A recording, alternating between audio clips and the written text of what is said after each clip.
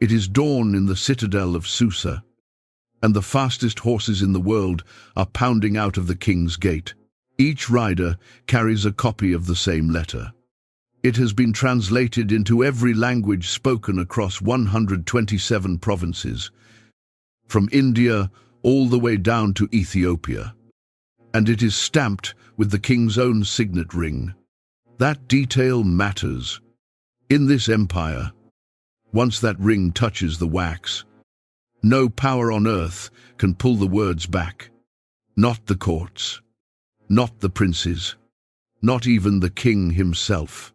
The letter names a date. The 13th day of the 12th month.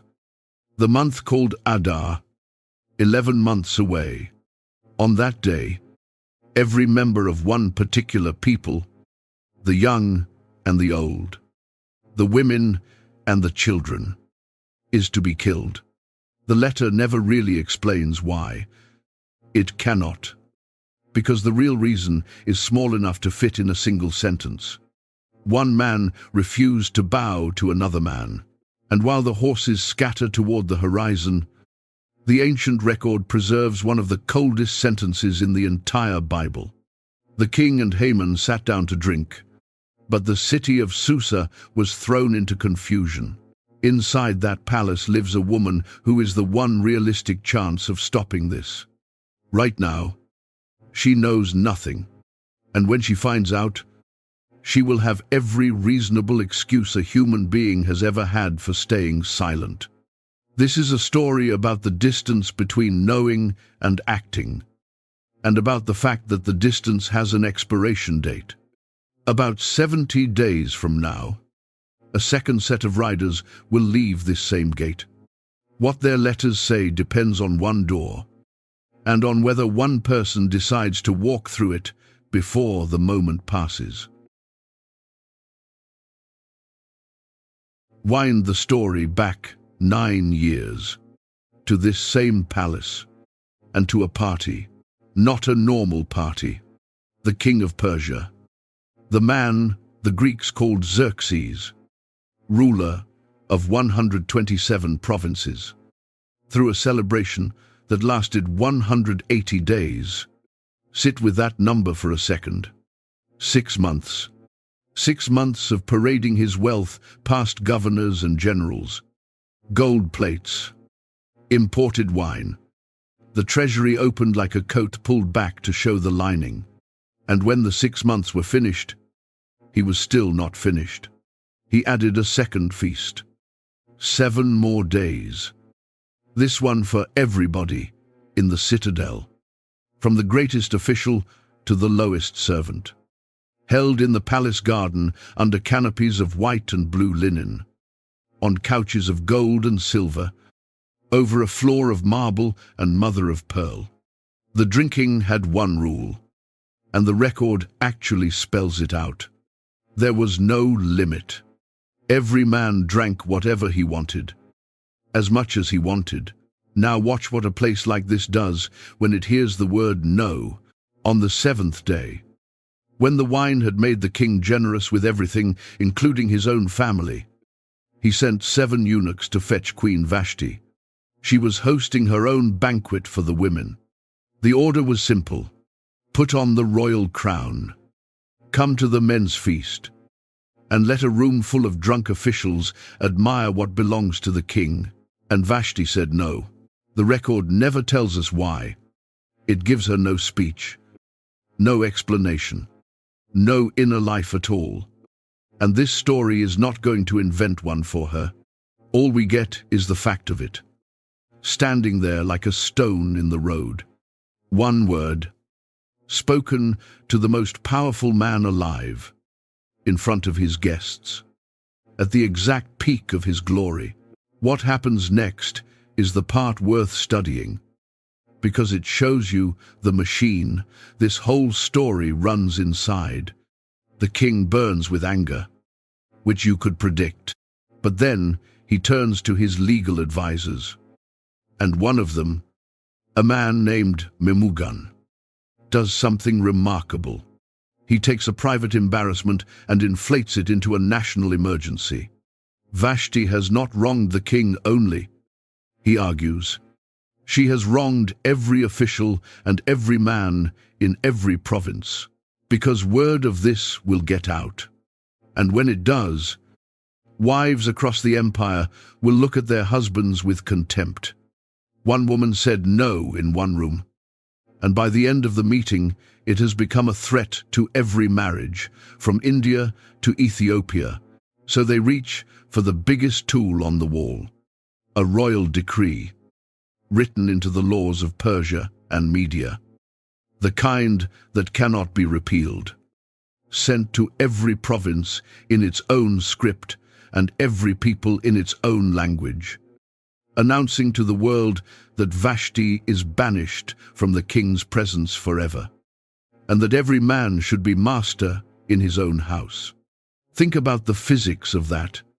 A dispatch system built to move armies and treaties, fired across an entire continent, to answer one woman declining one invitation, and Vashti disappears, out of the palace, out of the book, out of history.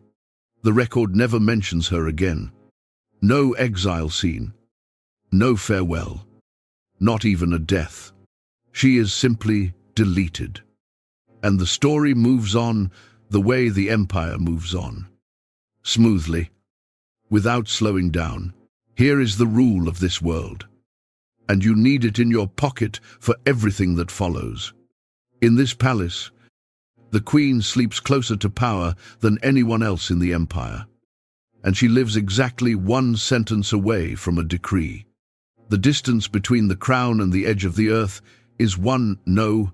Meanwhile, back in the hour of the riders, the horses have already crossed the Tigris River, heading west with the death warrant in their saddlebags. 11 months on the clock, and it is running. But 9 years before that clock ever starts, the machine has a problem. There is an empty seat beside the throne, and an empire that just told itself the king must never be told. No needs somebody new to sit in it. The way they go about filling that seat is going to sound nothing like the version you may have heard in a childhood classroom. And the girl they end up choosing is, on paper, the least safe choice in the entire empire. Across the city from the palace, in the quarters where the foreigners live, there is a girl with 2 names. Her Hebrew name is Hadassah. It means myrtle, a small evergreen shrub from the hills of her grandparents' homeland. And the old teachers love to point out one thing about that plant. Myrtle releases its strongest fragrance when the leaves are crushed. The story just leaves that detail sitting there. So we will too. Her other name, the one the neighbors use, the one that blends in, is Esther. A good Persian name, a name that asks no questions and answers none. Here is what the record tells us about her. And it is a short, hard list. She has no father. She has no mother. The text states it twice in a single verse, as if once were not enough. Her cousin Mordecai took her in when her parents died and raised her as his own daughter. And the family itself is living on foreign soil. Because 3 generations back, an empire came to Jerusalem, broke the city, and carried its people away. That is who these 2 are. Descendants of captives, a community of guests in a country that has never fully decided what it thinks of them, keeping their heads down, keeping their history quiet. Building lives inside somebody else's kingdom. So Esther grows up fluent in a skill that no school teaches and every exile knows. The skill of being unremarkable. Notice everything. Reveal little. Belong to 2 worlds and make sure neither one sees the other. It is not a talent. It is a survival setting. And by the time she is a young woman, it runs in her without her thinking about it. Then the king's officers come to her street. You have to clear your head of the American version of this scene. the one that plays like a talent search, all sparkle and opportunity. The record is colder. After Vashti was erased, the king's young attendants proposed a solution worthy of this empire. Let officers be appointed in every province, they said, to gather every beautiful young virgin to the citadel of Susa, into the custody of the keeper of the women. Read that sentence slowly. Gather. It is the word you use for taxes and for harvests. There is no invitation in it. Nobody asks these girls a single question. And the record preserves the voice of exactly none of them.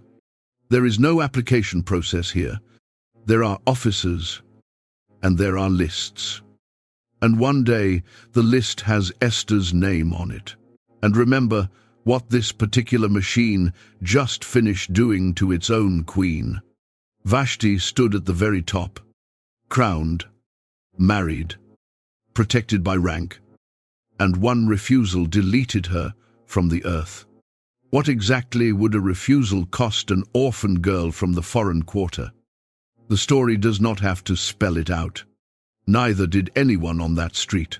So she is taken through the gate, and right at the threshold, Mordecai gives her an instruction that will quietly steer the next 7 years of her life. Do not reveal your people. Do not reveal your family. Whatever they ask, however long you are in there, do not let them know who you are. The record offers no reason for the order. Though a man raising a Jewish daughter inside a Gentile empire would not have needed a theology degree to worry. What the record does show is her answer. Esther obeyed. She had obeyed Mordecai all her life. It says, and she kept obeying him now, inside the walls, where he could no longer see her. Watch what actually happens at that gate, because it is the hinge of her whole story. A name gets put away. Hadassah, the myrtle, the exile's daughter, the whole crushed history of her people. All of it is folded up and left outside the walls like a coat that would give her away. What walks through the gate is Esther, the Persian name, the smooth surface, the girl no one can place.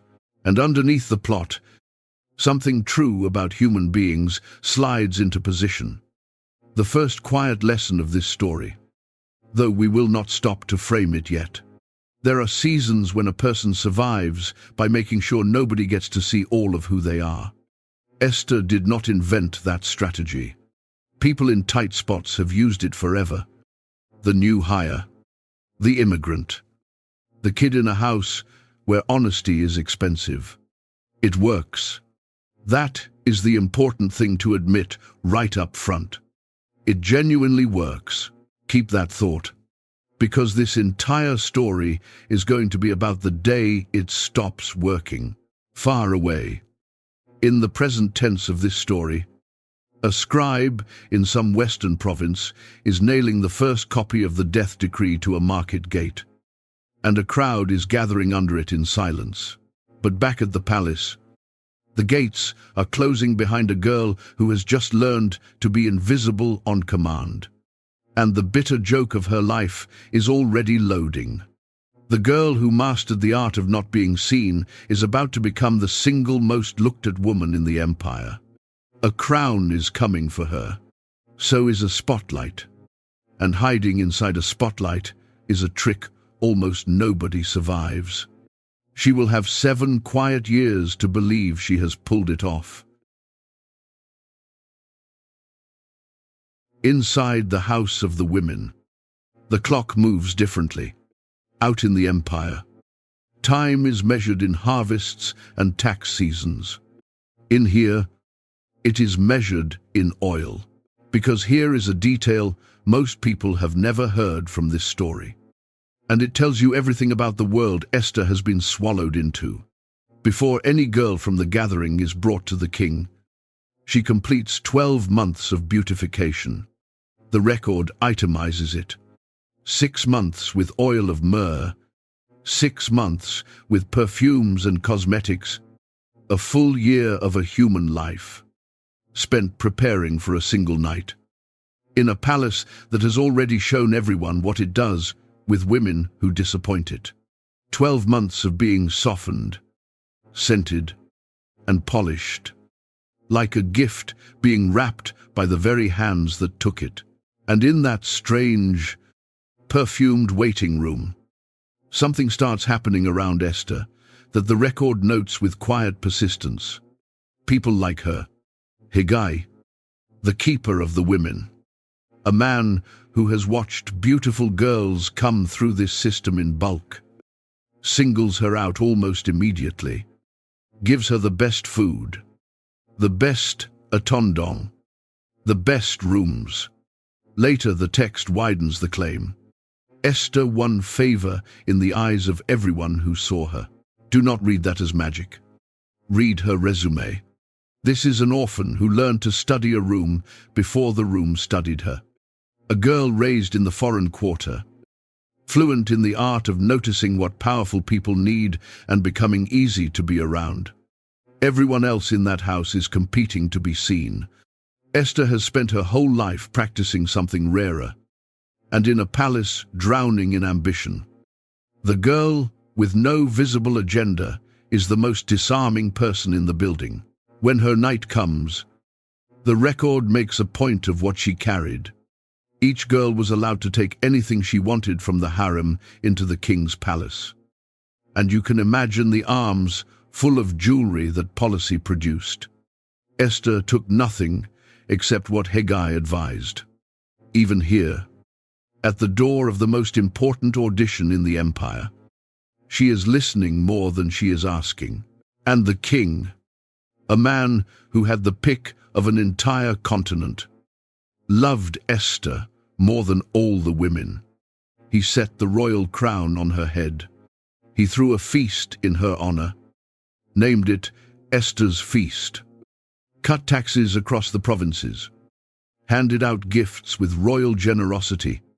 The orphan from the foreign quarter is now, formally and publicly, the Queen of Persia. Now stand back and look at what has actually been built, because it is one of the strangest structures in the whole Bible. Her face is known in the Great Hall. Her name is on a holiday. Governors from India to Ethiopia have drunk to her health. By every measurement an empire knows how to take, she is the most visible woman alive. And not one person inside those walls knows who she is. The king does not know. Haggai does not know. The record says it plainly. Esther had not revealed her people or her kindred, because Mordecai had commanded her not to, and she kept doing what Mordecai said, exactly as when she was raised by him. The crown is real. The identity underneath it is hidden. She is closer to power than any Jew on earth, and she has never once tested what that closeness can hold. Being near the throne, she is about to learn, is a very different thing from being safe on it. But that exam is still 5 years away. First, the story plants a seed. Pay close attention to this scene, because it looks like nothing, and the entire rescue of a nation will one day hang from it. Mordecai, in these years, sits at the king's gate. That is a technical phrase, not a loitering habit. The gate was where minor officials did business, which tells us Esther's cousin has picked up some small position in the bureaucracy, close enough to the palace to hear things. And one day he hears something. 2 of the king's eunuchs, Bigthan and Teresh, men who guard the threshold, men with access, have crossed the line from grumbling into planning. They intend to kill the king. Mordecai gets word to Queen Esther. Esther tells the king, and the record adds 5 words that are about to sleep for 5 years. She told him in Mordecai's name. The plot is investigated, confirmed, and the 2 conspirators are hanged. Then a clerk opens the book of the Chronicles. the official daily record of the empire, and writes it down. The date, the names, the service rendered, Mordecai, the man who saved the king's life, and then nothing, no reward, no promotion, no summons to the throne room, no gold chain, no thank you. In a kingdom that hands out feasts and tax cuts on a whim, the man who kept the king breathing gets a line of ink in a ledger, and the ledger snaps shut. Mordecai goes back to the gate. The palace forgets him by lunchtime. Hold on to that closed book. It is going to sit on a shelf in the dark, patient as a landmine, for 5 full years. And it is going to wake up on the one night in all of history when everything depends on it. For now, the story needs you at the gate one more time, because a promotion is coming down the palace steps. And it is not for the man who saved the king. It is for someone else entirely. The man who is about to receive it has never saved anyone.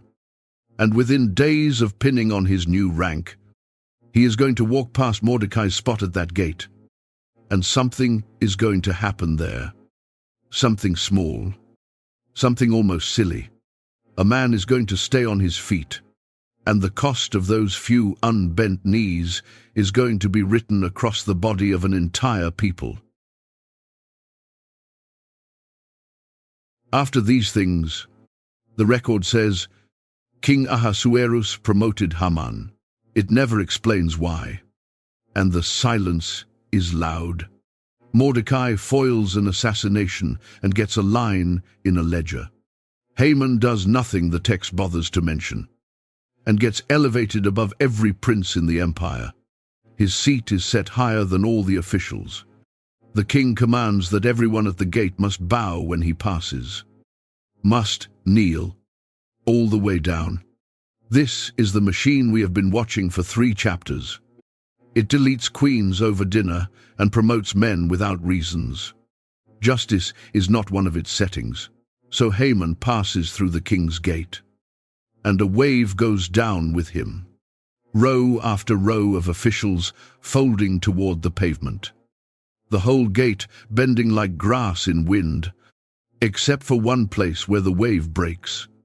One man, standing. Mordecai did not bow, did not kneel. The record repeats it in both directions to make sure you feel it. And this was not a single act of defiance on a single bad morning. The officials at the gate noticed, the way co-workers always notice. And they asked him about it, day after day. The text says, every morning the same question, why do you disobey the king's command? And every morning he would not listen. When they finally reported him to Haman, the record lets slip the one piece of information Mordecai gave as an answer. He had told them he was a Jew. Now, the text never hands us a full explanation. And this story will not pretend it does. But it does leave a clue lying in the open, in a place American readers usually skip: the genealogies. Haman is introduced as the son of Hammedatha, the Agagite. Agag was the name carried by the kings of Amalek, and Amalek was the nation that attacked Israel from behind, in the wilderness, striking the stragglers, the weak, the ones at the back of the column, the oldest enemy in the whole national memory. Mordecai, meanwhile, is introduced as a Benjaminite from the tribe of Israel's first king, the very king who was once sent to finish Amalek and failed. Whether Mordecai stood up out of faith, out of family history, or out of something the text keeps private, the record wants you to know these 2 men did not meet as strangers. Their peoples had carried this feud for centuries. 2 ancient enemies, meeting at a gate, one of them wearing a promotion, and the other one standing very still. But the center of this chapter is not Mordecai's spine. It is what his spine does to Haman, because the record opens the man up like a case study. When Haman saw that Mordecai would not bow, he was filled with rage. Filled. Stop and weigh that word against the ledger of his life. This is the second most powerful human being in the known world. He has rank, wealth, a full table, son, the king's ring within reach, an entire empire folding to the ground twice a day at the sight of him, hundreds of knees, every single day, and his eyes go past all of them, every time, to locate the one man standing. The one no swallows the 10,000 yeses. Rage of this kind is not really about the man standing. It is about a hunger inside the man walking. A hole that obedience was supposed to fill and somehow never does. Then comes the sentence where irritation curdles into something with a body count. Haman thought it beneath him to lay hands on Mordecai alone. Beneath him, killing one old Jew at a gate would be a misdemeanor, an errand, an insult to the size of his anger. Once they told him Mordecai's people, his fury found its true appetite. He would not settle for the man. He wanted the bloodline. Every Jew in every province, the whole people of Mordecai, wiped off the map of the empire in a single coordinated day. One bent ego, reaching for a genocide, the way another man reaches for a lawsuit. And now, the scene that gives this entire story, its clock. Do not rush it. In the first month of the 12th year of the king, servants gather in front of Haman, and they begin casting the pur. The word is a foreign loanword, so unfamiliar that the scroll itself has to stop and translate it for its own readers.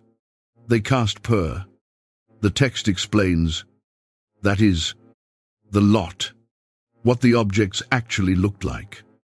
Nobody knows for certain. Small, marked pieces, tossed to read the will of the gods. What we do know is what they were for. A cabinet officer of the world's largest empire is casting lots to select a lucky date for the murder of a nation. Month by month, the lots fall. Day by day, superstition doing scheduling work, until they settle on an answer. The 12th month, the month of Adar, the 13th day, Haman is standing in the first month. The lots have chosen the 12th. 11 months away. He wanted it done. Surely. The way rage always wants things. Now, this season, this week, and his own lots, backed by his own gods, handed him the far end of the calendar and told him to wait nearly a year. He would have read that as heaven's blessing on the project. The stars, aligning politely with his hatred. Read it again from the other side of the gate. The only gift Haman ever gave his victims was time.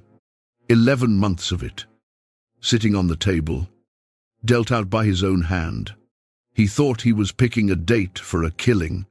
He was actually starting a countdown that both sides would have to live inside. And the whole rest of this story is one long answer to a single question. What will each of them do with those 11 months? Haman has his answer ready. For him, the waiting is paperwork. All he needs now is to turn a private grudge into imperial law, to get his hatred stamped with the king's own ring. And the terrifying thing, the thing worth watching closely in the next chapter, is how little that took. One meeting, one speech with no names in it, and one bag of silver so heavy it could have bought the empire's attention at any door. Watch how a genocide gets pitched to a king, because the pitch is the scariest part of this whole story. Haman does not walk into the throne room breathing fire. He walks in with a briefing. Calm, professional, 4 sentences long, and every sentence is a piece of craftsmanship. The record preserves it word for word, so we can take it apart the way you take apart a con after you know it was a con. There is a certain people, he begins, scattered and dispersed among the peoples in all the provinces of your kingdom. A certain people. Listen to what is missing from that phrase. No name. In the entire speech, Haman never once says the word Jew. Never, says Mordecai. Never mentions a gate or a bow or a bruise on his pride. The man who started this fire has erased himself from the story of the fire, and he has erased his victims too. No faces, no families, no grandmother in the foreign quarter, just a certain people, a grey smudge on the map. This is the first move of every atrocity in recorded history. Before you can destroy a people, you have to blur them. Their laws are different from every other people. He continues, and they do not keep the king's laws. Half true, which is the most useful kind of true. These exiles did keep their own customs, their own days, their own diet, their own God. Different was accurate, but notice the pivot, because the whole speech turns on it. Different slides into disloyal in the space of one comma.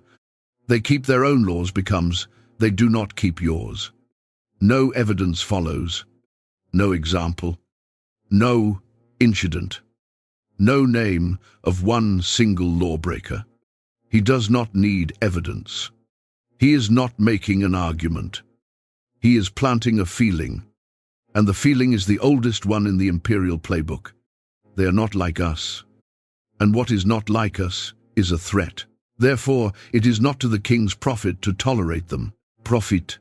There is the word, doing the real work. He has moved the entire question out of morality and into accounting. Everything human has quietly vanished from view. The children, the old men, the actual blood of an actual people. All of it dissolved into a business calculation. Tolerate or do not tolerate. As if a nation were a line item you could cut. And then, in case the king's mind snags on the arithmetic, Haman smooths it over with a number. If it please the king, let it be decreed that they be destroyed. And I will pay 10,000 talents of silver into the royal treasury. 10,000 talents. American ears need a second with that figure. A talent was roughly 75 pounds of silver. 10,000 of them comes to hundreds of tons. As some historians have compared to the better part of the entire empire's annual tribute. Haman is not offering a bribe. He is offering to personally finance the largest mass murder in the empire's history, presumably planning to recover his investment from the property of the dead. And he has the fortune to do it. Hatred this size does not just seethe, it budgets. Now comes the moment that should stop you cold. And it takes one verse. The king took his signet ring from his hand and gave it to Haman. That is the whole deliberation. No question about which people, no request for evidence, no pause, no counsel, no night to sleep on it. The record does not even slow down long enough for the king to ask the name of the nation he is condemning. A certain people was specific enough for him. He hands over the ring, the physical object that turns words into unrepealable law. And he waves away the silver with the carelessness of a man picking up a dinner check. Keep the money, he says, and the people also. To do with them as seems good to you. The death sentence of an entire nation. Signed by a man who never asked who they were. So the scribes are summoned. On the 13th day of the first month, and the machine we met in chapter 1 starts to turn. The same machine that once broadcast Vashti's banishment to every province now takes dictation from Haman, in the name of King Ahasuerus, sealed with the king's ring, translated into every script and every language from India to Ethiopia. And this time, the content is not a marriage policy. The record quotes the order, and you should hear it the way a family standing under a market gate heard it: to destroy, to kill, and to annihilate all Jews, young and old, women and children, in one day, the 13th day of the 12th month, the month of Adar, and to plunder their goods. 3 verbs, stacked like blows, as if one were not final enough. Then the ages. So no one could claim the order was only for men of fighting age. Then the date, precise as an invoice. And then the incentive clause, the plunder, so that greed would show up for work on the day. Hatred needed the labor. The couriers went out, hurried by the king's command. You know this part. You were standing at the gate at dawn when they left. This is the hour the whole story has been circling back to. The fastest horses in the world scattering toward the horizon with annihilation in their saddlebags. 11 months on the clock, and behind them, in the citadel, the record sets down its 2 closing shots like a film editor with a grudge. The king and Haman sat down to drink, and the city of Susa was thrown into confusion. 2 men with full cups, 1 city that cannot breathe. Even the pagans of Susa, the record implies, were bewildered by what had just come down from that palace. The decree is law now. It cannot be softened, amended, or recalled, which means that from this verse forward, the story stops being about whether the threat is real and becomes a question of geography. The order has to travel, province by province, gate by gate, toward every Jewish doorway in the empire, including one particular doorway, a few hundred yards from the palace wall, where an old man with a small government job is about to unroll a copy and recognize, in its bureaucratic phrasing, the exact shape of a grudge he created by standing still. What he does next will break every rule of survival his people have lived by for 3 generations. Exiles keep their heads down. Guests do not make scenes. And the man who taught Esther to hide is about to make himself the loudest, most visible man in the capital. When Mordecai learned all that had been done, the record says, he tore his clothes. You need to know what that gesture meant in his world, because we do not have one like it. Tearing your garment was the physical vocabulary of catastrophe. The thing you did over a dead child, a fallen city, news that could not be absorbed any other way. Then he went further. He put on sackcloth, coarse woven goat hair, burlap against bare skin, and he covered himself in ashes. And he walked out into the middle of the city, crying out with a loud and bitter cry. Read that against everything we know about this man. For 3 chapters, Mordecai has been the patron saint of keeping your head down. Sit at the gate. Work the system quietly. Tell the girl to hide her name. Survival by silence was his entire operating manual. And it had worked. For him, for her, for 3 generations of exiles in this city. And now he is marching through the capital in funeral clothes, screaming, making himself the single most conspicuous man in Susa. The strategy is dead. He is announcing it with his body. He walks until the law stops him. As far as the king's gate, the record says, for no one was allowed to enter the gate wearing sackcloth. And there he stands, right at the line, a pillar of grief planted at the exact border where mourning becomes illegal. The palace has a dress code. Despair is out of compliance. So the empire's pain gathers at the empire's threshold and is not permitted one step further. And Mordecai turns himself into a signpost. Standing where the woman inside the walls cannot avoid hearing about him. And the record widens the shot for one verse. So you see, this is not one man's breakdown. In every province, wherever the couriers arrived and the decree was read aloud, there was great mourning among the Jews, fasting and weeping and wailing, many lying in sackcloth and ashes. The scene at the gate is being performed at 100 gates. A whole people has just read the date of its own funeral. Now the camera goes inside the walls. And this is where the story gets uncomfortably honest about human beings. Esther's attendants come to her. Your cousin, the man from the gate, is out there in sackcloth, wailing, and the queen, the record says, was deeply distressed, overwhelmed. The Hebrew suggests she writhed. Physical anguish, real pain. Whatever else is true of her in this scene, she is not cold. Then look at what she does with that pain. She sends Mordecai clothes. Sit with this a moment, because it may be the most quietly recognizable verse in the whole book. She does not send a question, does not ask what happened, what the decree says, what is wrong. Her first move, her instinct before thought, is to send garments to replace the sackcloth, so that the man she loves will look like grief has not touched him. Make the mourning presentable.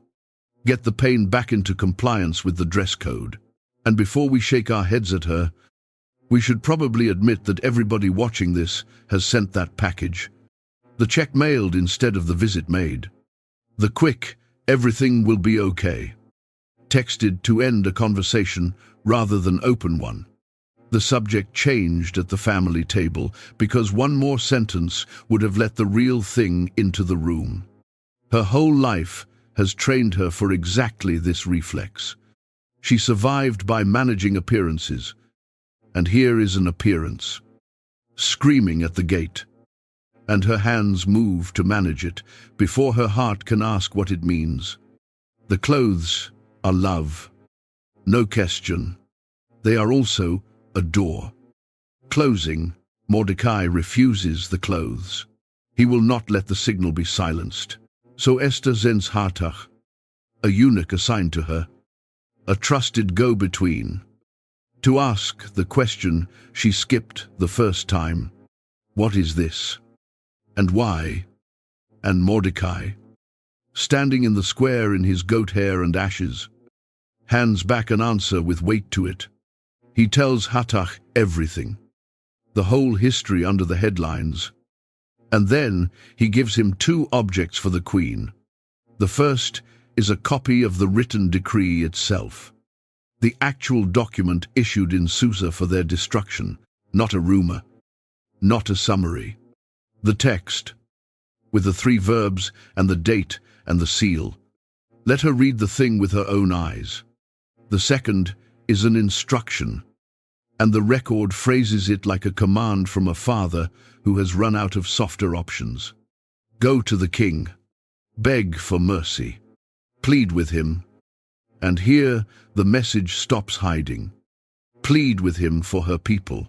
Her people, there it is, spoken out loud for the first time in 7 years, carried through a palace corridor in the mouth of a eunuch who may not even grasp what he is carrying.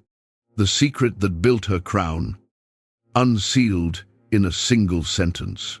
And Esther sends back her answer, and this story owes her total fairness here, because her answer is not cowardice. It is a legal brief, and every line of it is true. All the king's servants know, she says, and all the people of the provinces know, that for any person, man or woman, who approaches the king in the inner court without being summoned. There is one law, death. One law, she says. No exceptions for rank. None for marriage. None for love. The single loophole is a piece of theatre at the throne. If the king extends his golden scepter, that one person lives. Everyone in the empire knows this rule. She is not inventing an excuse. She is quoting the Constitution. Then she adds the sentence that tells you where her fear actually lives. As for me, I have not been called to come in to the king these 30 days. 30 days. Let that number sit next to everything this palace has taught us. This is the building where a queen was deleted over one refusal at one dinner. Esther has now gone a full month without a summons. A month of silence from a husband with a harem. A king whose affection is the only thread her position hangs on. She has no way to know if she is still beloved or already fading. And the last queen who guessed wrong about her standing was never seen again. 30 days of silence in this house is not a scheduling detail. It is a weather report. And the sky does not look good. So, there is her math. And it is honest math. The law says the door is death. The silence says her stock may be falling. Walking in uninvited means betting her life on a scepter held by the most unpredictable man alive. Every piece of that reasoning is sound. And any one of us would have written the same memo. The reply travels back through the corridors to the man in ashes. And Mordecai listens to the whole thing. The law, the scepter, the 30 days. All of it accurate. All of it reasonable. Then he sends back a message that does not argue with a single fact she cited. It just moves the question to ground she has not looked at yet. People will quote pieces of this message at weddings and graduations and inaugurations for the next 2,500 years. And familiarity will sand all the edges off it. So before you hear it as a famous quote, hear it as it was. A desperate old man in funeral clothes, talking through a middleman to a terrified daughter, with both of their names already on a death list and the clock already running. Mordecai's answer comes back through the corridors, and it lands in 3 blows. Each one is aimed at a belief Esther is standing on, and each one knocks a floorboard out from under her. This chapter is going to walk through them slowly, because these 3 sentences are the moral center of the entire story. And honestly, of a few of our own stories too. Here is the first blow. Do not think to yourself that in the king's palace you will escape any more than all the other Jews. Do not think. He starts by naming the thought she has not said out loud. The one whispering underneath all her good legal reasoning. Surely these walls count for something. Surely the crown buys some distance from the decree. It is the most natural thought in the world. And Mordecai puts a knife straight through it. The palace is not a shelter. It is only a nicer room inside the same burning building. And he would know, because so would she. Remember the rule this story handed you back in chapter 1. In this palace, the queen sleeps closer to power than anyone else in the empire, and she lives exactly 1 sentence away from a decree. Vashti proved it. She wore the same crown Esther is wearing right now. The crown did not save her, and that was over a dinner invitation.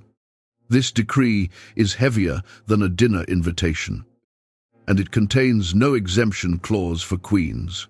It names a people, young and old, women and children. And the only reason it has not named Esther personally is that the palace does not yet know her name belongs on the list. Position, it turns out, is not a bunker. Here is the first thing this story has to say, and it is not the last. So count it. The place you occupy may be a responsibility before it ever gets to be a reward. Esther did not apply for her seat. She was gathered. Remember, taken through a gate by a machine that never asked her opinion. None of that matters to the moment. The moment does not check how you got your position. It only checks whether you will use it. Responsibility has never once in history waited for a volunteer. Now the second blow. And this one is the strangest and strongest sentence the old man ever spoke. If you keep silent at this time, relief and deliverance will rise for the Jews from another place. But you and your father's house will perish. Read what he did not say, because everything hangs on it. He did not say, "You are our only hope." The opposite. He says, deliverance will come regardless. From another place. From somewhere. Somehow. Where does an exile at a gate get that kind of confidence? In a story where heaven never says a word. Hold that question. It has its own chapter. And it is next. He also did not say, "Act, and you will be safe." He offers her no guarantee whatsoever about what happens if she walks into that throne room. She might get the scepter. She might not. He leaves that door swinging in the wind.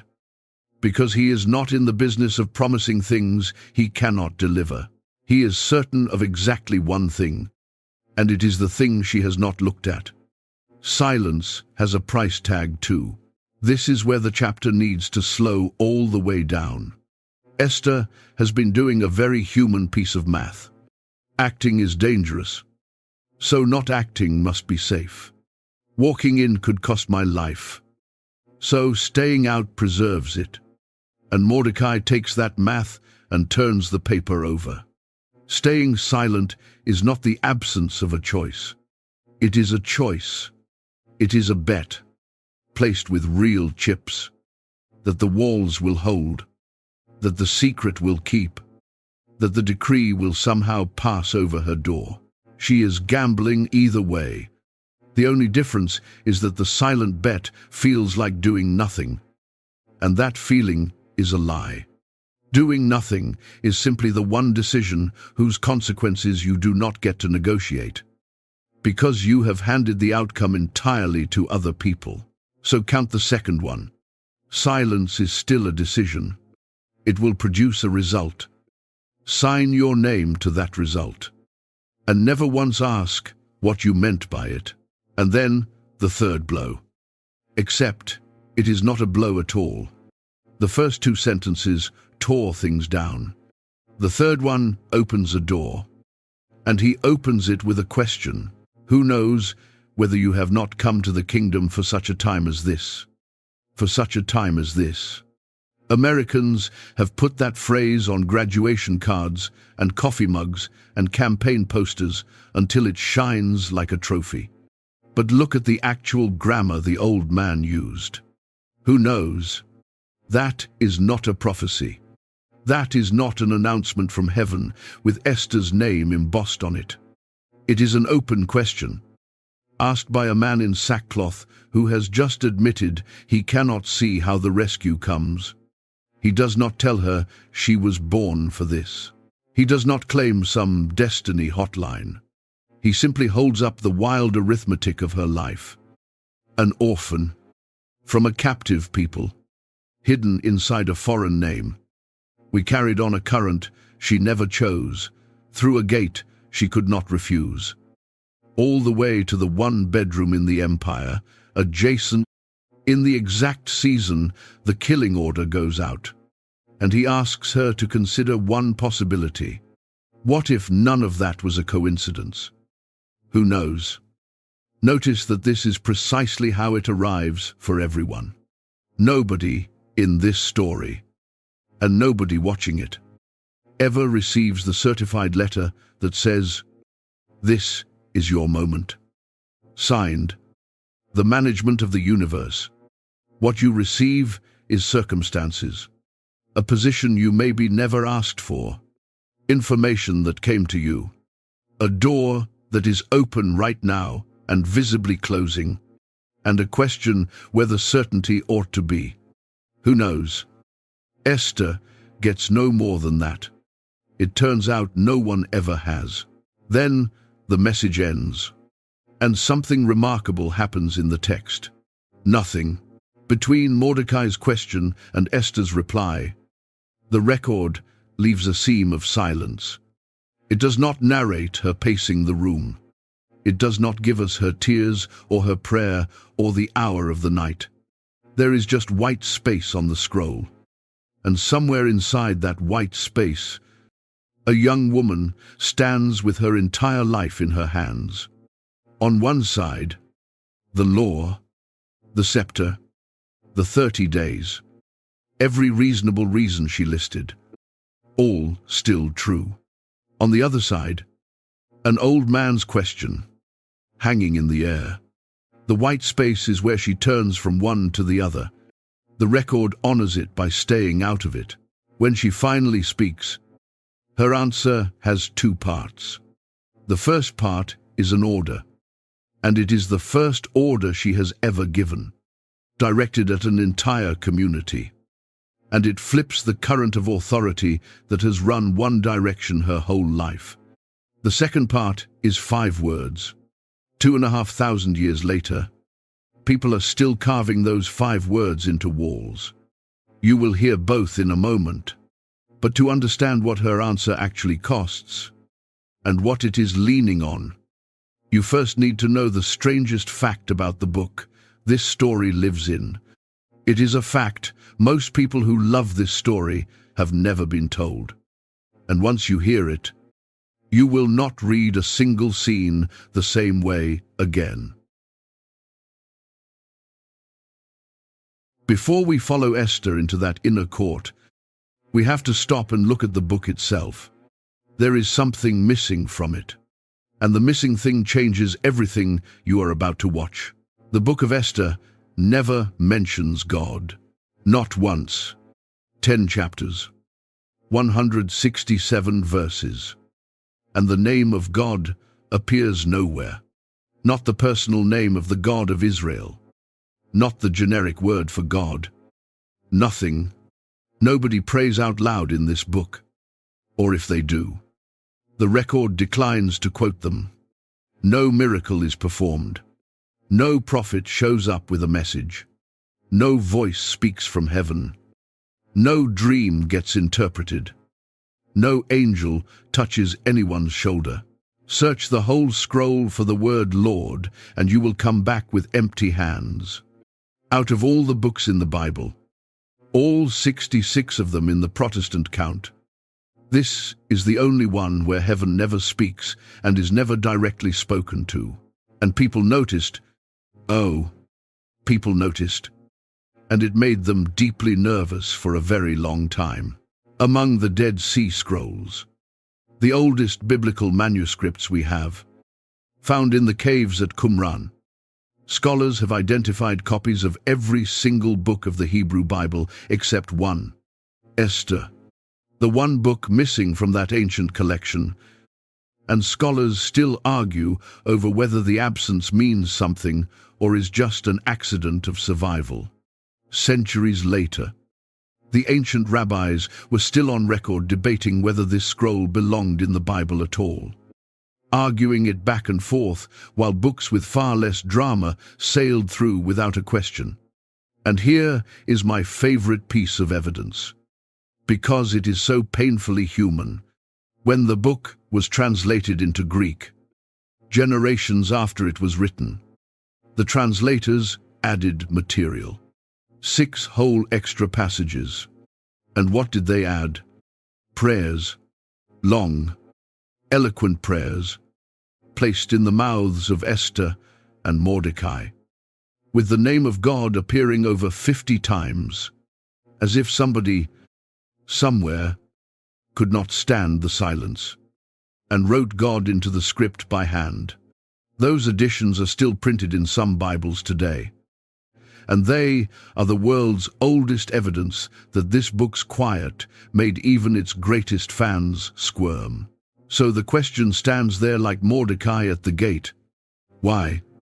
Why would the one book that tells this story, a story of a people saved from annihilation, of all stories, be the one book that never names the rescuer? The old Jewish teachers had an answer, and it comes wrapped in a phrase worth carrying home. They called it Hester Panim. It means the hiding of the face. The phrase reaches back to a warning in the books of Moses, where God says, "There will come seasons when I will hide my face." Not seasons of absence, seasons of hiddenness, which is a different thing entirely. The sun, behind a ceiling of clouds, has not left the sky, and the rabbis, who loved wordplay the way Americans love a good pun, heard something inside that phrase. Hester, Esther, the queen whose whole survival depended on hiding who she was, starring in the one book where God seems to be doing the same thing. A hidden girl, in a hidden book, serving a hidden king. They did not think the silence was an accident. They thought it was the entire point. Because now, go back through everything you have watched so far, and put on that lens. A king happens to throw the feast where a queen happens to fall. The gathering happens to sweep up one orphan out of a whole empire. Out of hundreds of girls, the crown happens to land on the one with a hidden name. Her cousin happens to sit at the right gate to overhear 2 assassins. The record of his service happens to be filed and forgotten. Like a check nobody cashed. Even Haman's own lots happen to fall on the far end of the calendar, handing his victims 11 months of runway. Any one of those alone is a coincidence. But this story keeps stacking them, one on top of another, patiently, in the dark. And it never once turns to the camera to explain. No, verse says, and the Lord arranged this. The book just lays the pieces down and lets you stare at the pattern. That is the design. And here is why it matters to you. Sitting in your car or your kitchen 25 centuries later, this quiet book is the one that looks most like your life. Be honest about the world you actually live in. You have never seen a sea split. Fire has never answered anyone's prayer meeting on a mountain. Not in your zip code. If you have ever heard God speak audibly, you are the exception in any room you will ever stand in. The world you wake up in runs on emails and diagnoses and coincidences and doors that open or do not open. And if heaven is at work in it, heaven is working the way it works in Esther. Unsigned, uncredited, through timing, through positioning, through people deciding things. Every other book of the Bible tells you what God did. This one shows you what trusting Him looks like when He will not show you His hand. It is the only book in the Bible set in the same silence you live in. Which brings us back to the woman standing in the white space, holding an old man's question. Understand what she does not have. She has no promise about the scepter, no dream, no sign, no verse of assurance, no burning anything. The silence of her book is total, and she has to decide inside it. If she acts on, who knows? And that, it turns out, is the hardest and most ordinary kind of courage there is. The kind available to people like us. The kind that moves before the certainty arrives.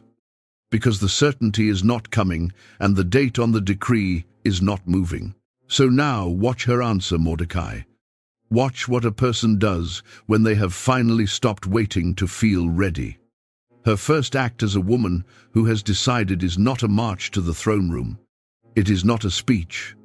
It is 3 days of doing something that looks, from the outside, like doing nothing at all. Esther's answer travels back through the corridors, and the first thing to notice is who is giving orders now. "Go," she says, "gather all the Jews to be found in Susa, and hold a fast on my behalf. Do not eat or drink for 3 days, night or day. I and my young women will also fast, as you do. Then I will go to the king, though it is against the law, for 7 years. Instruction in this family has flowed one direction. Mordecai commands. Esther obeys. Hide your name. And she hid it. Say nothing. And she said nothing. Now, at the exact moment she accepts the mission, the current reverses, and the record marks the reversal with a quiet little verse that is easy to miss. Mordecai went away and did everything as Esther had ordered him. The man in sackcloth, the father figure, the strategist, walks off to carry out the instructions of the girl he raised. She did not just accept the risk. She took command of it.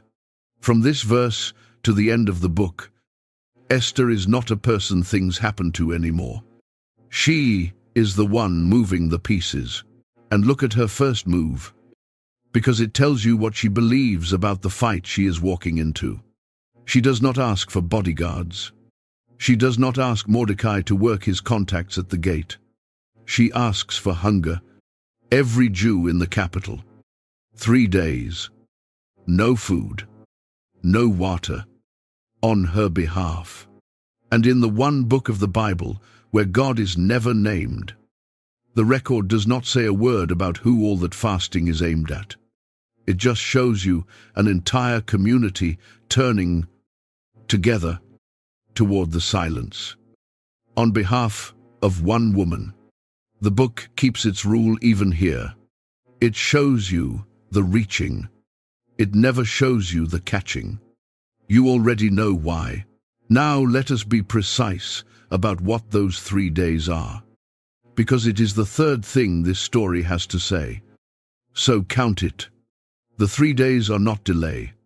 Delay is what you do while you wait to stop being afraid. Preparation is what you do because you know the fear is not going anywhere. Esther has stopped negotiating for a version of this where her hands do not shake. There is no such version. The courage did not start at the throne room door. It started here, on the day she stopped looking for the exit, called in every ally she had, and put a date on the calendar. Courage. It turns out, rarely looks like a lion at the beginning. It usually looks like logistics, and inside her instructions sit 5 words that people have been carving into stone for 25 centuries. If I perish, I perish. You have probably heard those words performed as despair. A fatalistic shrug. Whatever happens, happens. Listen to them again from inside her actual situation. For 7 years, this woman has run a single calculation underneath every breath. How do I survive this place? That calculation is the engine of her whole life. The hidden name, the smooth surface, the perfect obedience. And with 5 words, she closes the account. She has looked directly at the worst possible price, her own body on the wrong side of that law. And she has signed the receipt in advance. Do you see what that purchase is? A person who has already accepted the worst outcome cannot be threatened with it anymore. The law loses its leverage. The fear keeps its voice, but loses its veto. She walks toward that court not because she stopped being afraid, but because the fear no longer holds the deciding vote. The most free person in any room is the one who has already paid. 3 days pass. The record spends no words on them. And then, on the third day, the sentence that the entire story has been narrowing toward. Esther put on her royal robes. The Hebrew underneath that phrase is stranger and better than the translation. It says, literally, that Esther put on royalty. Not put on a dress, put on the office itself. The way a soldier puts on the uniform before a mission he may not return from. Watch her dress and understand what she is doing. She is not going in there as a wife hoping to catch her husband in a good mood. She is not going as a beggar. Every thread on her body is making an argument. I belong here. I am the queen of this empire, and I am exercising my seat. If this goes wrong, it will not go wrong because she came in small. Then the walk. Stay with her, step by step, because the record slows down here, and so will we. Out of the house of the women. Down the corridors she has walked for 7 years as the most protected woman in the empire, and never once uninvited. Ahead of her, the inner court of the king's palace, an open square of stone with an invisible line across its entrance. Every servant in these halls knows where that line is. On this side of it, she is the queen. One step past it, uninvited. She is a legal problem with one solution. Unless a scepter moves. She stops at the line. Somewhere behind her ribs there are 3 days of hunger and a heartbeat going like a fist on a door. She steps across, and now she is standing in the inner court, in full view. And the record puts us behind the king's eyes for one long moment.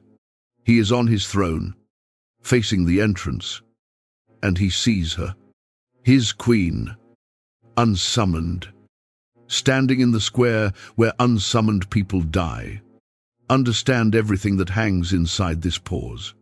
30 days of silence, a predecessor who vanished for less, a law with exactly one exit. The scepter is lying in his hand, and the room holds its breath, and every possible future. Hers, Mordecai's, and the future of a nation that does not know her name, is balanced on the private weather inside the most unpredictable man alive. The king extends the golden scepter. She won favor in his sight. The record says, and he held out to her the gold scepter that was in his hand. And Esther approached and touched the tip of it. Alive, legal, standing in front of the throne with everything she came for suddenly available. Because the king is already leaning forward with the question that kings ask when they are pleased. What is it? Queen Esther, what is your request? It shall be given you, even to the half of my kingdom. Half the kingdom. It is a figure of speech. Royal talk for name it. But hear what it means. The door is open. The decree, the couriers, Haman, all of it could come out of her mouth right now. And 11 months of terror across 127 provinces are waiting on her next sentence. She risked her life for exactly this moment. And Esther says, if it please the king, let the king and Haman come today to a banquet that I have prepared. That is it. That is the whole request. Dinner, if you just blinked at your screen. Good. You are in excellent company. And the man who should have blinked hardest is about to walk into her dining room grinning, convinced the invitation is one more trophy on his shelf. He is wrong about that in ways he cannot begin to price. And why Esther folded the biggest hand of her life, with the pot sitting right there in the middle of the table, is the next thing this story has to teach. So, the king and Haman come to drink wine with the queen, and somewhere between the courses, the king asks again. He knows a woman does not gamble her life on a dinner invitation. "What is your petition?" he says, and the offer stays on the table. "Up to half the kingdom. It shall be fulfilled." And for the second time in one day, Esther holds the door shut. "My petition and my request," she says, "if I have found favor in the sight of the king, let the king and Haman come tomorrow to another banquet. And then, tomorrow, I will answer the king's question. One more night." She looks at the open door, and she asks it to stay open one more night. Now, the record never takes us inside her head here. And this story will keep its habit of not inventing what the text withholds. But it does let us see what she can see. And what she can see is a room that is not ready. Run her eyes across it. There is her husband. A man whose moods govern the fate of nations. A man she has watched rule for 7 years. And what she knows about him is exactly what you know about him. He decides enormous things quickly, with wine in his hand, in whatever direction the nearest voice is pushing. That trait destroyed Vashti. That trait signed Haman's decree without one question. The very quality that makes him dangerous to provoke makes him dangerous to persuade. Because a man who flips that fast can flip in any direction. And she only gets one flip. And there is the other problem. Seated at the table, drinking her wine, her accusation, whenever she makes it, is aimed at the second most powerful man in the empire, the king's favorite, the man wearing the king's own ring. She will be one voice, a woman, revealing in the same breath that she belongs to the condemned people, against a prime minister at the height of his credit. If she fires now and the king wavers, if he asks for time, if Haman gets even one evening to work him the way he worked him before, she is not a queen with a grievance anymore. She is a listed woman who has confessed, and the law she just survived in the courtyard will look gentle next to what follows. She gets one shot. The target has to be all the way in the open, and the king has to be leaning in, asking, so that the answer lands as a gift to his curiosity and not an ambush on his friend. So count the fourth thing this story has to say. And notice that it cuts against the grain of everything the title of this video might have led you to expect. Acting before the moment passes does not mean acting the second acting becomes possible. It means acting inside the window, at the point of maximum effect. Those are different skills. One is a reflex. The other is a discipline. The reckless version of courage fires at the first sight of the target and calls the smoke decisiveness. Esther's version holds its breath, reads the room, and waits for the target to walk closer, all while the calendar burns behind her. Make no mistake about how much nerve the waiting takes. Every hour of that extra night is an hour her secret sits exposed to chance. One palace rumor away from ruin. Patience, at this altitude, is not the opposite of courage. It is courage, holding still. And here we should name something. This story has been quietly building since the gate of chapter 2. Because tonight is the night it comes into focus. There are two kinds of silence in Esther's life, and the whole art of her survival has been knowing which one she is standing in. The silence of her first 7 years, the hidden name, kept her alive. This silence, tonight, the held tongue at the banquet, is strategy, a weapon resting one more day in its case. But there is a line out there in front of her, and it has a date on it now. Tomorrow, at the second banquet, when the king asks his question for the third time, past that line, silence changes its name. It stops being survival, stops being strategy, and becomes the thing Mordecai warned her about. A vote for the decree, cast quietly, by saying nothing, same silence, 3 different names, depending entirely on the clock. She knows the line is there. She drew it herself. Meanwhile, the record follows the other guest home and hands us one of the most revealing scenes in the whole Bible. Haman went out that day joyful and glad of heart. Of course he did. Do the math from inside his skull. A private banquet, the king and him, hosted by the queen herself, and a second invitation for tomorrow. In the entire empire, one man made that guest list. Him. He is floating out of the palace on the best day of his political life. And then his eyes land on the gate. And there, in his usual spot, is Mordecai. Not bowing, not trembling, not even standing up. And the record says Haman was filled with wrath against Mordecai. Filled. There is that word again. The same word from the first offense.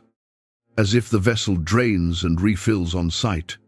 But he restrains himself, goes home, and does something so pitiful and so recognizable that it belongs in a psychology textbook. He calls for his wife, Zeresh, and all his friends, and he holds a meeting about himself.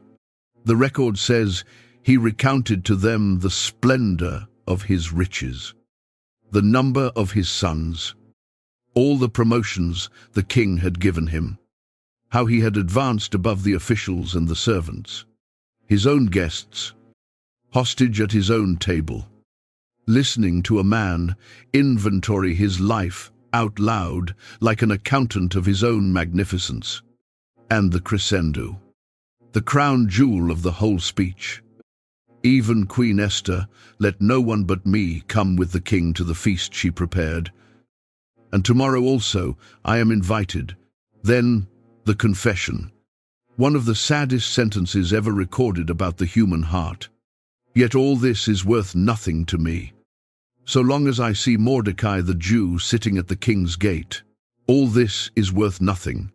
There is the hole in the man, opened up for public viewing. An empire bows twice a day, and the one who stands cancels all of it. Hatred has finished its work in Haman. It has repossessed everything he owns.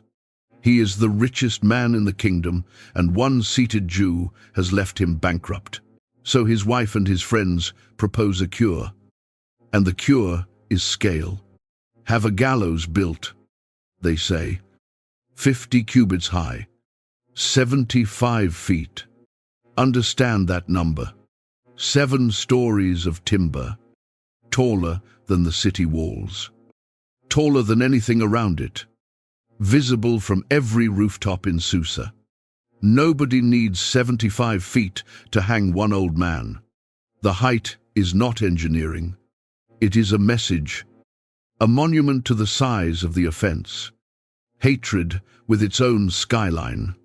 Then in the morning, they tell him, ask the king for Mordecai's life, and go to the banquet happy.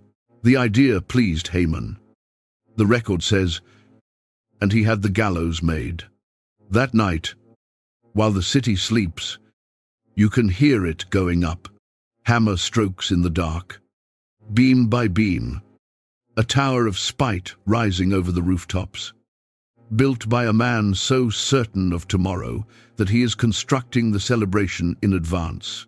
He should have slept instead, because a few hundred yards away, behind the palace wall, the most powerful man in the world is lying awake, staring at the ceiling, and that small case of insomnia is about to do what no army on earth could do to Haman.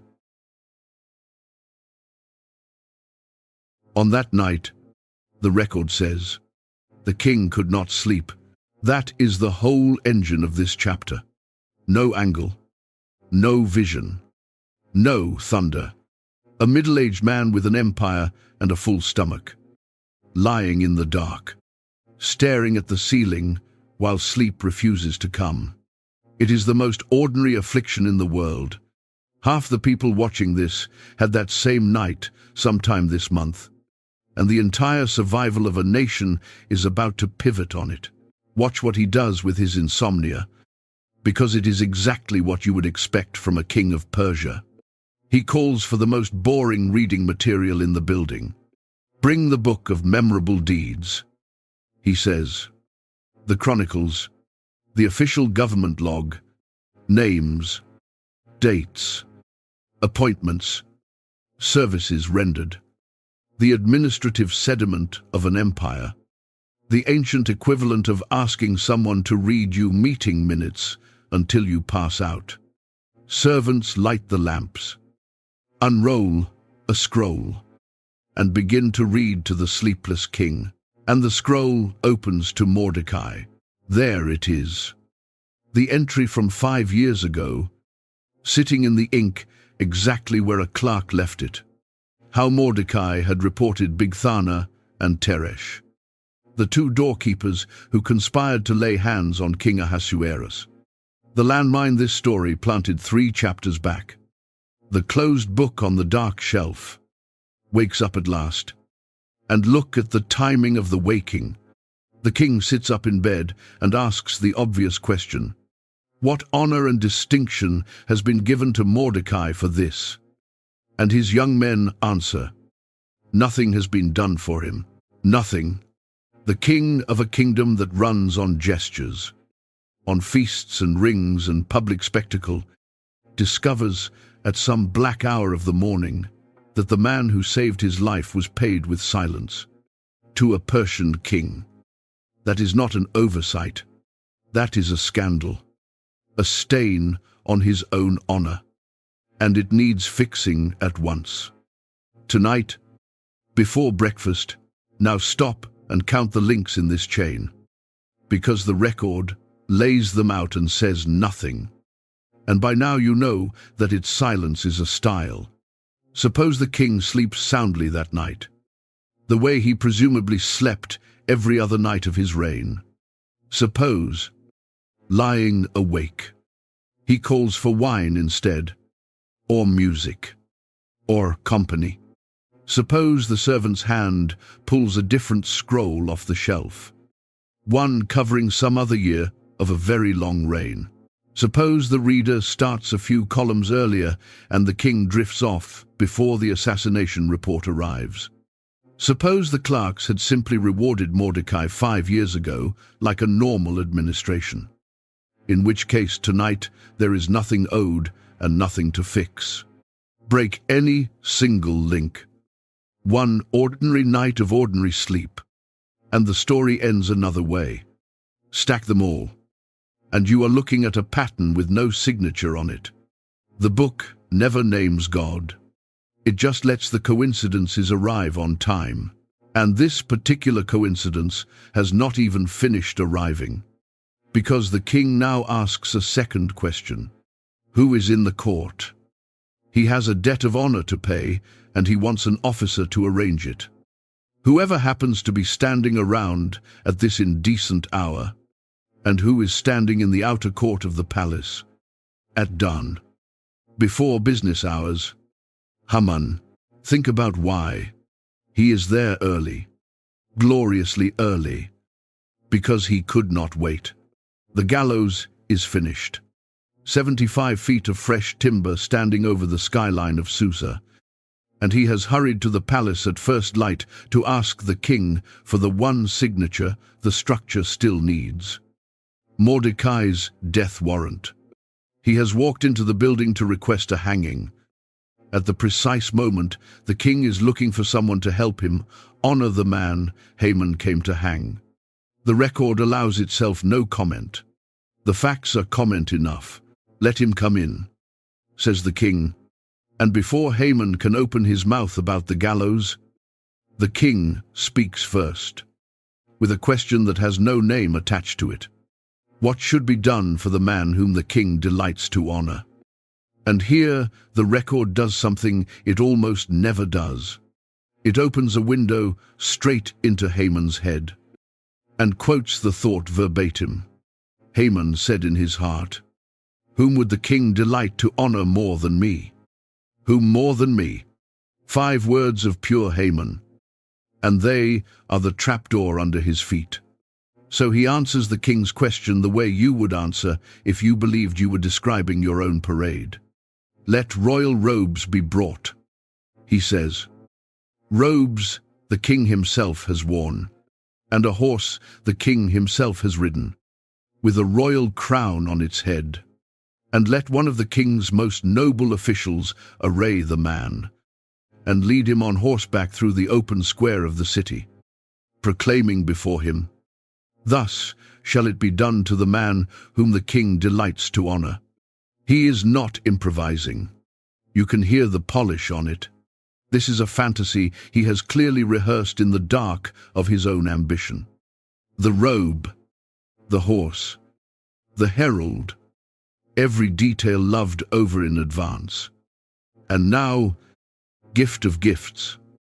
The king himself has asked for the script. The king says, "Hurry, take the robes and the horse, just as you have said, and do all of it. Leave out nothing that you have mentioned. For Mordecai the Jew, who sits at the king's gate, for Mordecai the Jew, sit inside Haman's skull for the length of that sentence, and feel the floor go." Every clause he spoke, every luxurious detail he designed for himself, reassigned in a single breath to the man he came here to kill. And the noble official appointed to lead the horse and shout the proclamation is, by the king's plain instruction, "Haman, there is no exit. You do not negotiate with this king." We have watched what happens to people who decline his instructions at parties. So it happens, in daylight, in the open square, before the whole city. The man who built a 75-foot gallows in the night spends the next morning holding the bridle of his enemy's horse, walking him through the streets, crying out at the top of his voice the honor of Mordecai, the Jew. Every step is a small public death, and somewhere above the crowd noise, you can almost hear the ledger of this story balancing itself. 5 years of interest on one forgotten good deed, paid out in one morning, with the debtor's worst enemy forced to carry the payment. Afterward, Mordecai returns, remarkably, to the king's gate. Same man, same post. Haman, the record says, hurried home, mourning, with his head covered, the gesture of a man in grief, and pours the whole disaster out to Zeresh and his friends, the same council that voted for the gallows 12 hours earlier, and their response may be the eeriest moment in the entire book. These are pagans, Persian courtiers, people with no stake in Israel's story, and they look at their broken patron and say, "If Mordecai, before whom you have begun to fall, is of the Jewish people, you will not overcome him, but will surely fall before him." Even the enemy's own household, reading nothing but the morning's events, can suddenly see which way this river is flowing. And the record closes the scene with a sentence that moves like a trap snapping shut. While they were yet talking with him, the king's eunuchs arrived and hurried Haman off to the banquet that Esther had prepared. While they were yet talking, the prophecy of his own house is still hanging in the air when the knock comes at the door. No time to regroup, no evening to work the king, no room to maneuver. The schedule Esther set 2 nights ago collects him mid-sentence and carries him to her table. The scales have swung in the dark, and here is the detail worth carrying into the next chapter. Esther knows none of it. She has heard nothing about a sleepless night, a scroll, a horse, a parade, She is about to walk into the second banquet with the same plan and the same fear she had yesterday, aiming her one shot at the most powerful favorite in the empire, with no idea that the ground under his feet cracked at sunrise. She thinks she is attacking a fortress. She is walking into a demolition already in progress. So the king and Haman come to drink wine with Queen Esther. The second banquet. The far side of the line she drew herself. The place where silence runs out of honest names. And on the second day, as the wine was being poured, the king asked his question for the third time. "What is your petition?" "Queen Esther, it shall be granted you. What is your request?" "Even to the half of my kingdom, it shall be fulfilled." 3 times he has asked. Twice she has held the door. Now the room is finally the room she needed. The king leaning in, curiosity fully ripened into insistence. The target seated 3 feet away with a cup in his hand and yesterday's parade still burning in his chest. The window she protected at the risk of her life is standing wide open. And this is the moment it either gets used or starts to close. Esther speaks. And 25 centuries later, you can still hear how carefully each word has been laid. "If I have found favor in your sight, O king, and if it please the king, let my life be given me. That is my petition, and my people. That is my request. Let my life be given me. Hear what she has done." The king asked what she wants. Up to half a kingdom. And she has answered, "I want to not be killed." She has taken the abstract decree, the paperwork about a certain people in distant provinces, and seated it at his table wearing his wife's face. Before any villain is named, before any politics enters the room, the king is holding one simple fact. Someone is trying to kill his queen and fuse to her life. In the same breath, "My people." There it is, the vault her whole crown was built over, opened by her own hand, in front of the king, in front of Haman, in front of the servants pouring the wine. 7 years of Mordecai's command, "Do not reveal your kindred," ended in 2 words. The girl who left her name folded at the gate of the harem has just walked back and picked it up. In the most dangerous room in the empire, Hadassah is in the building. Then she presses on, and listen to the vocabulary she chooses. "For we have been sold, I and my people, to be destroyed, to be killed, and to be annihilated, to be destroyed, to be killed, and to be annihilated." Those are not her words. Those are the decree's words. The 3 stacked verbs from Haman's own document, the ones read aloud at 100 market gates. She is quoting the death warrant back into the room, which tells the king something with a chill in it. She has read the document. She is in the document. And that word "sold" reaches all the way back to the silver, 10,000 talents offered across this very palace. A nation priced and purchased while the king held the pen. She even adds a line of terrible courtesy, sharpened on both edges. "If we had merely been sold as slaves," she says, "I would have kept silent, for that would not have been worth troubling the king. Slavery she could have suffered quietly. Annihilation. No, the king's response explodes off the page. And notice that it is a demand for a name. Who is he? And where is he? Who has dared to do this? Understand the size of what that question hands her. She never accused anyone. She described a crime and let the king's own outrage come, asking for a target. So that the name, when it lands, arrives as the answer to his question, not as his wife's ambush. Now she turns, in a room gone very quiet, toward the guest of honor, a foe and an enemy. This wicked Haman, 6 words. The record says Haman was terrified before the king and the queen. And terrified is generous. Watch his world resolve in a single second. The queen who honored him twice, the only man on the guest list, is a Jew. The people he priced for slaughter includes the woman his king loves. The banquets were never trophies. They were a net, and it has just closed. The king rises in wrath, leaves his wine, and walks out into the palace garden. The record does not tell us why he needed the air, though it is not hard to guess at the arithmetic churning out there among the trees. His rage has nowhere clean to land.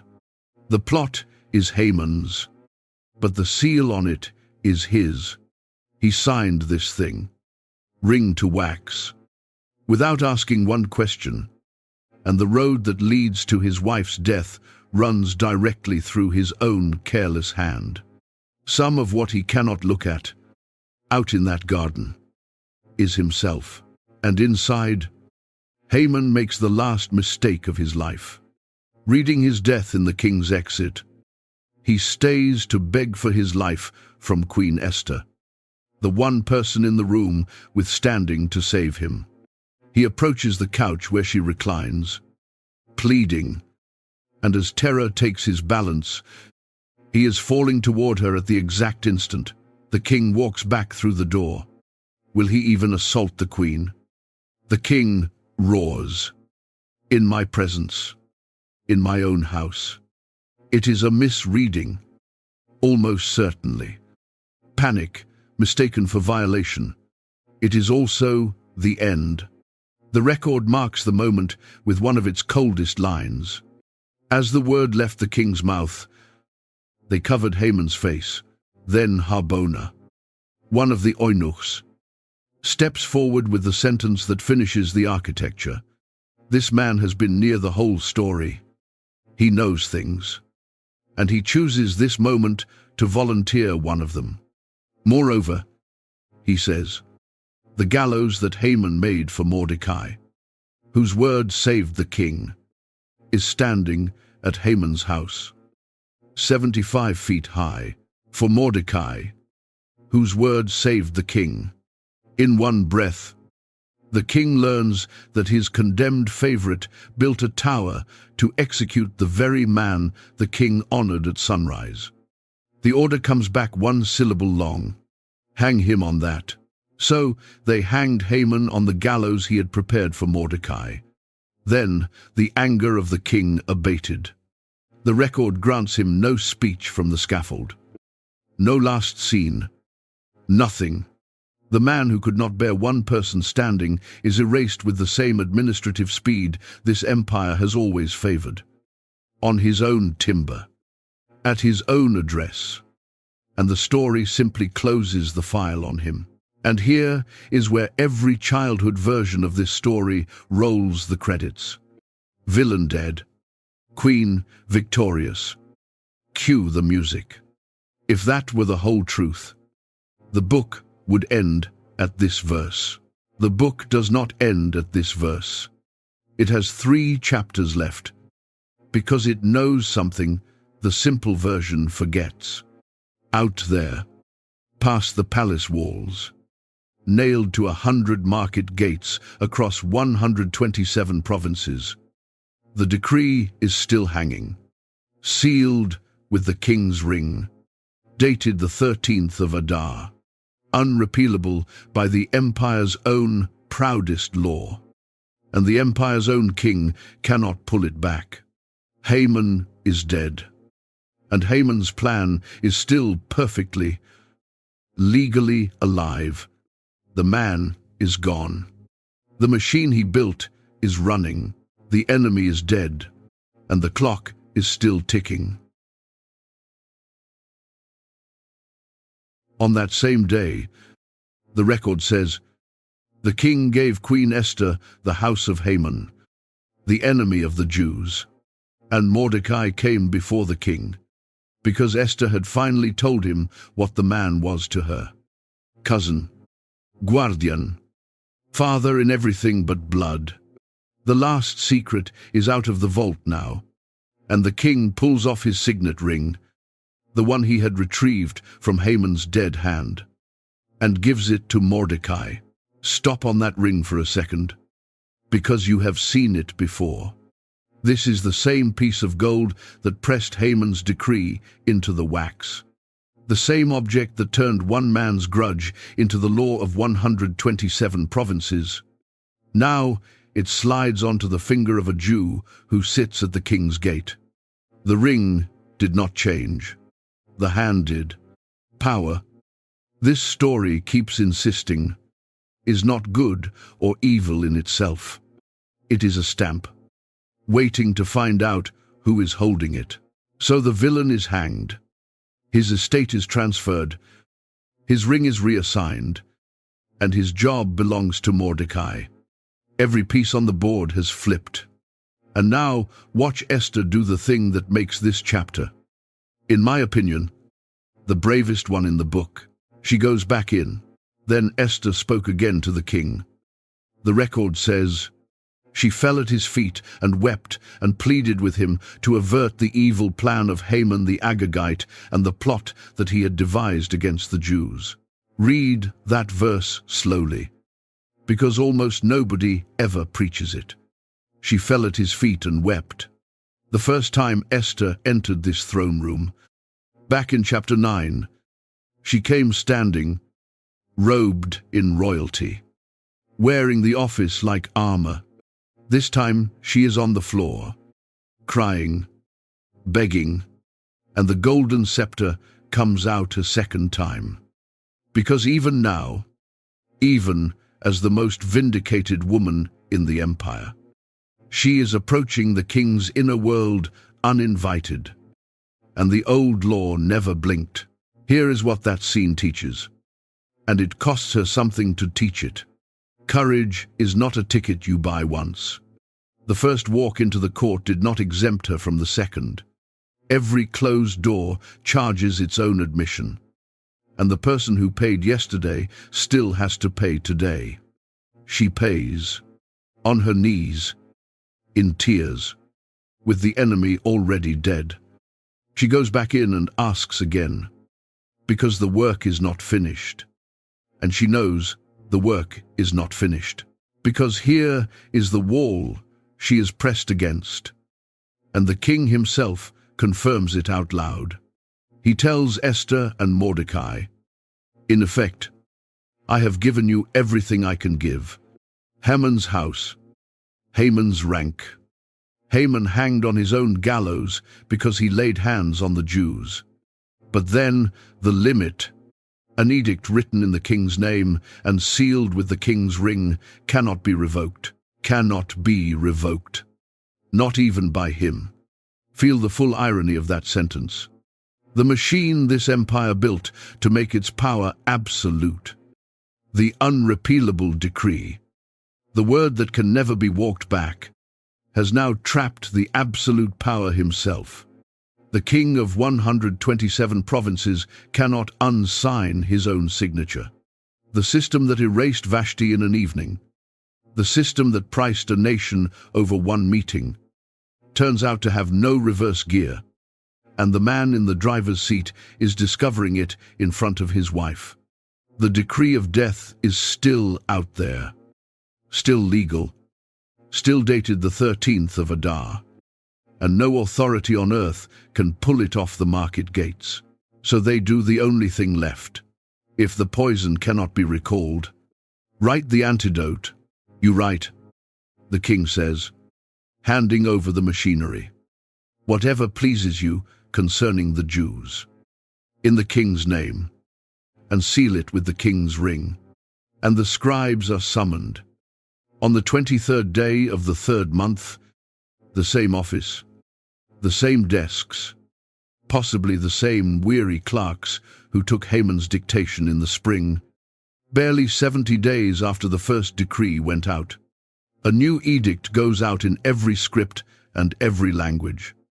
to every province from India to Ethiopia, granting the Jews of the empire the one thing the first decree stripped from them: the legal right to assemble and defend their own lives on the day appointed for their destruction. The date stands, the 13th of Adar. 1 day, 2 edicts, and nearly 9 months of warning now running for both sides. Count the 5th thing this story has to say. The last one, and notice, it is the one no motivational poster will ever print. The brave moment opens the door. Somebody still has to carry everything through it. Esther's banquet took an hour. What saved the actual lives was everything after the banquet. The second walk into the court, the weeping, the legal drafting, the translation office, the courier network, nearly 9 months of communities organizing province by province. History does not have an undo button. It only has the right to write the next sentence. And the next sentence is always longer and less glamorous than the heroic one. Courage that stops at the applause line saves nobody. Courage that files the paperwork saves a nation. And then the record hands us the image this whole story has been riding toward. The one you were promised at dawn on the very first day. The couriers went out, mounted on swift horses bred from the royal stud. The text says, hurried and pressed by the king's command. The second riders, same gate, same roads, same relay stations, same tired horses swapped at the same posts, the same market squares where crowds gathered in silence under the first decree. Everything about the system is identical. The empire did not change. The machine did not change. And the riders themselves could be the same men. Only the words in the saddlebags are different. Where the first letters carried 3 verbs of death, these carry permission to live. And somewhere out on those roads, for a few strange weeks, both messages are traveling at once. Death still posted on the gates. Life galloping up behind it, closing the distance. One woman's decision is what changed the cargo. That is the whole difference between the first riders and the second ones. Not the horses, not the roads, not the empire. The decision in Susa. Mordecai leaves the palace in royal robes of blue and white, a great golden crown, a cloak of fine linen and purple. And the city that was thrown into confusion at the start of this story now shouts and rejoices. And out in the provinces, wherever the new edict arrives, the record says there was gladness and joy among the Jews. A feast and a holiday. The morning is running in reverse, gate by gate, province by province, at the speed of a horse. But the date is still coming. The 13th of Adar does not care how anyone feels about it. Nearly 9 months after the second decree, the day the lots chose is going to arrive on schedule. And 2 armed edicts are going to meet in the streets of an empire. What happens on that day? And what an entire people has done with that day for the last 2,500 years is the last chapter of this story. And it ends with a question that is not for Esther. It is for you. The 13th of Adar came, the day the lots picked. 1 day, 2 decrees, both legally in force, ordering opposite outcomes for the same people in the same streets. The record gives that day a full account, with hard numbers in it. And this story is going to walk through it honestly, because you deserve the whole ending, not the greeting card version. The enemies of the Jews, the ones who had spent months planning to collect on Haman's edict, attacked, and the Jews, permitted at last to stand, gathered in their cities and defended their own lives. They prevailed, and the cost was steep. 500 men fell in the citadel of Susa on the first day, and among them the 10 sons of Haman. Esther then asked the king for a second day of fighting in Susa, and 300 more fell. And the bodies of Haman's sons were hanged on public display. Out in the provinces, the record counts 75,000 dead among those who had come to destroy them. Readers have wrestled with the weight of those chapters for centuries. And this story is not going to pretend they are simple. The book presents a people striking back at the armed neighbors who came for their families under a legal warrant. And it does not make the streets bloodless. And it does not apologize. What it does instead is repeat one detail 3 separate times, as if tapping the page to make sure you catch it. They did not touch the plunder. Read that against the paperwork. Haman's decree had offered the property of the dead as an incentive, killing as a business opportunity. The second decree, matching its language, technically permitted the same in reverse. And 3 times the record says the Jews took nothing. Not a coin, not a quat. They defended their lives and left the profit on the table, as if an entire people had agreed, without a meeting, that their story was not going to end up rhyming with Haman's. Survival, yes. Enrichment from blood, no. It is one of the quietest displays of dignity in the whole Bible. And it is easy to miss because it is a list of things that did not happen. Then, the next day, something started that has never stopped.